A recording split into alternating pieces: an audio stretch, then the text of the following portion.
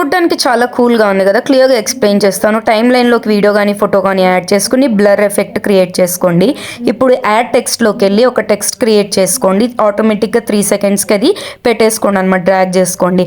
ఆ టెక్స్ట్ని 7 simple parts కింద split చేసుకోండి. స్ప్లిట్ చేసుకునే ముందే మీ యొక్క టైటిల్ని ఆ వర్డ్ ఏదైతే ఉందో కరెక్ట్గా ప్లేస్ చేసుకోండి. సైజ్ అవన్నీ చూసుకొని ప్లేస్ చేసుకోండి. ఇప్పుడు స్ప్లిట్ చేసిన ఈచ్ పార్ట్కి ఒక్కొక్క పార్ట్కి డిఫరెంట్ ఫాంట్ అప్లై చేయండి. మీకు నచ్చిన ఫాంట్స్ అప్లై చేసుకోవచ్చు. క్యాప్కట్లో చాలా ఫాంట్స్ చాలా బ్యూటిఫుల్గా ఉంటాయి. ఆ 7 పార్ట్స్కి అయిపోయినాక ఫైనల్ పెద్దగా ఉన్నదానికి మీ ఫైనల్ ఫేవరెట్ ఫాంట్ ఏదో ఒకటి అప్లై చేసుకోండి.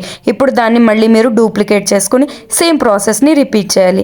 మళ్ళీ 7 పార్ట్స్ కింద చేసుకొని ఈచ్ పార్ట్కి డిఫరెంట్ ఫాంట్ క్రియేట్ చేసుకోవాలి. అలాగే మీరు మొత్తం టైటిల్ మొత్తం క్రియేట్ చేసుకునేదాకా సేమ్ ప్రాసెస్ని రిపీట్ చేసుకోవాలి. ఈ వీడియో మొత్తం total length particular font length అయితే ఓన్లీ 3 సెకండ్సే. సో ఇలాంటి మరిన్ని టిప్స్ అండ్ ట్రిక్స్ కోసం ఫాలో మీ.